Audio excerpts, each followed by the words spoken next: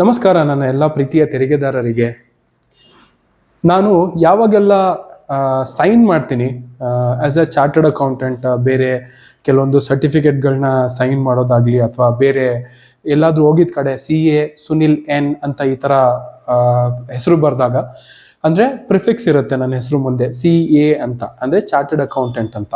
ಅದಾದಮೇಲೆ ನನ್ನ ಹೆಸರು ಬರುತ್ತೆ ಸುನಿಲ್ ಎನ್. ಸೊ ಬಹಳಷ್ಟು ಜನಗಳು ಕೇಳಿದ್ದಾರೆ, ಇದು ಏನಿದು CA ಇನ್ಷಿಯಲ್ಸ್. ಸಾಮಾನ್ಯವಾಗಿ ಸೌತ್ ಇಂಡಿಯಾ ಅಂತ ಬಂದಾಗ ಇನ್ಷಿಯಲ್ಸ್ ಇಟ್ಕೊಳ್ತೀವಿ. ನಾರ್ತಲ್ಲೆಲ್ಲ ಕೆಲವೊಂದು ಸೌತಲ್ಲೂ ಕೂಡ ಸ್ಟೇಟ್ಗಳಲ್ಲಿ ಸರ್ನೇಮನ್ನು ಯೂಸ್ ಮಾಡ್ತಾರೆ. ಬೆಂಗಳೂರಲ್ಲಿ ಬಹಳಷ್ಟು ಜನ ಇನ್ಷಿಯಲ್ಸ್ಗಳನ್ನ ಯೂಸ್ ಮಾಡ್ತಾರೆ. ಎನ್ ಅಂದರೆ ನಮ್ಮ ತಂದೆ ಹೆಸರು ಸುನಿಲ್ ಎನ್ ಅಂತ. ಅಂದರೆ ಪ್ರಿಫಿಕ್ಸ್ ಆಗಿ ಹೆಸರು ಮುಂದೆ CA ಅಂತ ಇಟ್ಕೊಂಡಿರೋದ್ರಿಂದ ಏನಿದು CA ABC ಹಿಂಗ್ ಬರುತ್ತೆ, ಇದೇನು CA ಇನ್ಷಿಯಲ್ ಮುಂದೆ ಬಂದ್ಬಿಡಿದೆ ನಿಮಗೆ ಅಂತ ಕೇಳಿರೋ ಅಂತ ಉದಾಹರಣೆಗಳು ಬಹಳಷ್ಟಿದೆ. ಆಗ ನಾನು ಅವ್ರಿಗೆ ಹೇಳ್ಬೇಕು, ನೋಡಿ ಇದು CA ಅಂದರೆ ಚಾರ್ಟರ್ಡ್ ಅಕೌಂಟೆಂಟ್ ಅಂತ. ಅಂದರೆ ಬಹಳಷ್ಟು ಜನಗಳಿಗೆ ಈಗಲೂ ಕೂಡ CA ಅಂದರೆ ಯಾರು, CA ಕೋರ್ಸ್ ಹೇಗೆ ಕಂಡಕ್ಟ್ ಆಗುತ್ತೆ, ಸೊ ಇದೆಲ್ಲ ಇನ್ಫಾರ್ಮೇಷನ್ಗಳು ಗೊತ್ತಿಲ್ಲ.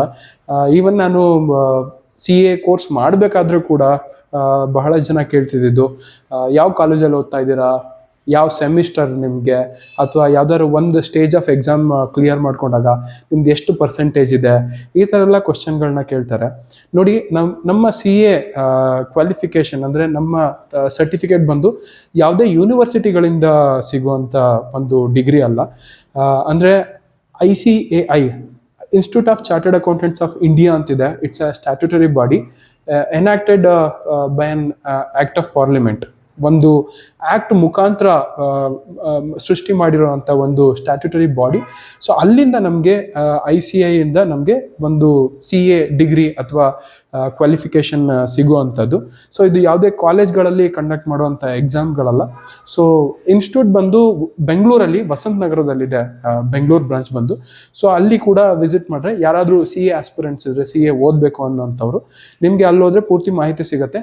ಅಥವಾ ICAI.org ಇದು ನಮ್ಮ ಇನ್ಸ್ಟಿಟ್ಯೂಟ್ನ ಅಫಿಷಿಯಲ್ ವೆಬ್ಸೈಟ್.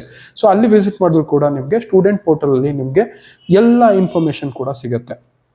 ಹಾಗೆ ನನ್ನ ಎಲ್ಲ ಪ್ರೀತಿಯ ತೆರಿಗೆದಾರರು ಅಂತ ಬಂದಾಗ, ನೋಡಿ, ನೀವು ಯಾವುದೇ ಕೆಲಸಗಳನ್ನು ಮಾಡಿಸ್ಕೊಳ್ತಾ ಇದ್ದೀರಾ ಅಂತ ಅಂದಾಗ, ನೀವು ಯಾರ ಹತ್ರ ವರ್ಕ್ ಮಾಡ್ಕೊಳ್ತಾ ಇದ್ದೀರಾ ಅವರು ಕ್ವಾಲಿಫೈಡ್ CAನ ಇಲ್ವಾ ಅನ್ನೋ ಅಂಥದ್ದು ಚೆಕ್ ಮಾಡೋದು ಬಹಳ ಮುಖ್ಯ ಆಗತ್ತೆ. ಯಾಕಂದರೆ ಹಲವಾರು ಜನಗಳಿರ್ತಾರೆ, ಅಂದರೆ ಸ್ವಲ್ಪ ಎಕ್ಸ್ಪೀರಿಯನ್ಸನ್ನು ತೊಗೊಂಡಿರ್ತಾರೆ, ಯಾರಾದರೂ CA ಆಫೀಸಲ್ಲಿ ವರ್ಕ್ ಮಾಡಿ ಅದಾದಮೇಲೆ ಅವರೇ ವರ್ಕನ್ನು ಸ್ಟಾರ್ಟ್ ಮಾಡ್ಕೊಳ್ತಾರೆ. And without CA degree they call themself as we are auditor. So ಆ ಥರ ಕರೆಯೋ ಆಗಿಲ್ಲ, ಬರೀ ಚಾರ್ಟರ್ಡ್ ಅಕೌಂಟೆಂಟ್ಗಳಿಗೆ ಮಾತ್ರ ಆಡಿಟರ್ ಅಂತ ಕರೀತಾರೆ. ಯಾರಿಗಾದ್ರೂ ಒಳ್ಳೆ ಎಕ್ಸ್ಪೀರಿಯನ್ಸ್ ಇದೆ, ಅವರು ಕೂಡ ಸರ್ವಿಸ್ ಕೊಡ್ತಾರೆ, ಅಕೌಂಟಿಂಗ್ ಅಥವಾ ಟ್ಯಾಕ್ಸೇಷನ್, ಫಿನಾನ್ಸ್ ಸರ್ವಿಸ್ ಕೊಡ್ತಾರೆ ಅಂದರೆ ಧಾರಾಳವಾಗಿ ಸರ್ವಿಸನ್ನು ಕೊಡ್ಬೋದು. ಯಾವುದೇ ಲಾಲು ಕೂಡ ಇದಕ್ಕೆ ಪ್ರೊಹಿಬಿಷನ್ಸ್ ಇಲ್ಲ. ಯಾರಿಗೆ ಎಕ್ಸ್ಪೀರಿಯನ್ಸ್ ಇದೆ, ನಾಲೆಡ್ಜ್ ಇದೆ, ಖಂಡಿತವಾಗಿ ಅವರು ಫ್ರೀಲಾನ್ಸರ್ ಆಗಿ ಸರ್ವಿಸನ್ನು ಕೊಡ್ಬೋದು.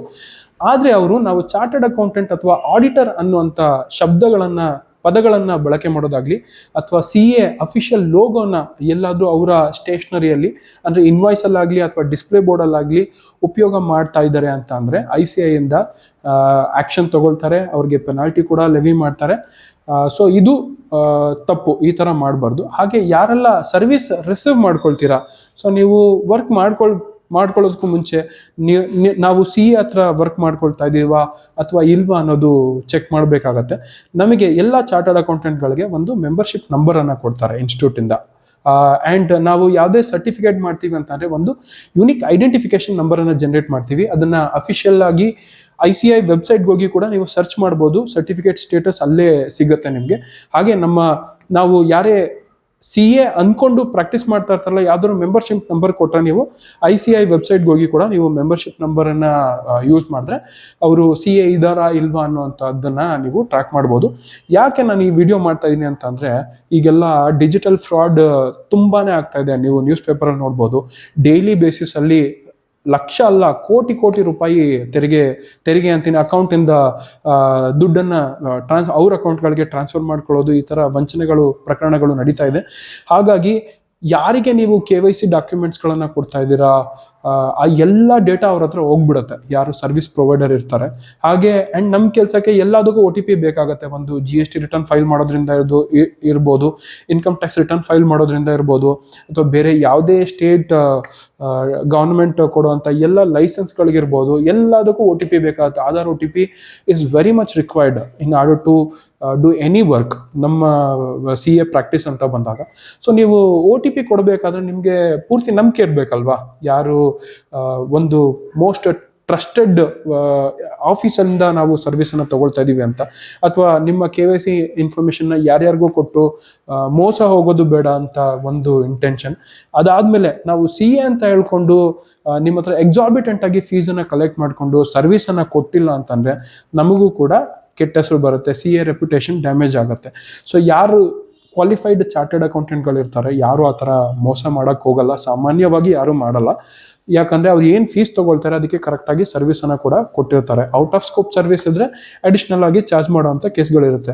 ಆದರೆ ಯಾರು ನಾನ್ CAಗಳಿರ್ತಾರೆ, ನಾವು CA ಅಂತ ಹೇಳ್ಕೊಂಡು ಎಕ್ಸಾರ್ಬಿಟೆಂಟಾಗಿ ಚಾರ್ಜ್ ಮಾಡೋದು, ಅಥವಾ ಕ್ವಾಲಿಟಿ ಸರ್ವಿಸ್ ಡೆಲಿವರಿ ಮಾಡಿಲ್ಲ, ಅಥವಾ ದುಡ್ಡು ತೊಗೊಂಡು ಕಾಲ್ ಪಿಕ್ ಮಾಡ್ತಾ ಇಲ್ಲ, ಎಲ್ಲೋ ಅಬ್ಸ್ಟ್ಯಾಂಡ್ ಆಗೋದು, ಈ ಥರ ಬಂದಂಥ ಟೈಮ್ಗಳಲ್ಲಿ ನನಗೆ ಸಾಮಾನ್ಯವಾಗಿ ಬರೋವಂಥ ಒಪಿನಿಯನ್, ನೋಡಿ ಸರ್ ಅವರು ಯಾರೋ CA ಹತ್ರ ಮಾಡಿಸ್ತಾ ಇದೆ ಆ್ಯಂಡ್ GST ರಿಜಿಸ್ಟ್ರೇಷನ್ ಮಾಡಿಕೊಟ್ರು, ನೆಕ್ಸ್ಟ್ ರಿಟರ್ನ್ಗಳೆಲ್ಲ ಮಾಡಿಲ್ಲ ಆ್ಯಂಡ್ ಫೀಸ್ ತೊಗೊಂಡ್ರು, ಅಬ್ಸ್ಟ್ಯಾಂಡ್ ಆಗಿಬಿಟ್ರು ಅಂತ. ದೆನ್ ನಾನು ಚೆಕ್ ಮಾಡಿದಾಗ ಗೊತ್ತಾಗುತ್ತೆ ಅವರು CA ಅಲ್ಲ ಅಂತ, ಜಸ್ಟ್ ಆನ್ ಅಕೌಂಟೆಂಟ್. ಒಂದು ಸ್ವಲ್ಪ ಎಕ್ಸ್ಪೀರಿಯನ್ಸ್ನ ತಗೊಂಡು ಅವರು ಕೆಲಸನ ಸ್ಟಾರ್ಟ್ ಮಾಡ್ಕೊಂಡ್ಬಿಟ್ಟಿರ್ತಾರೆ.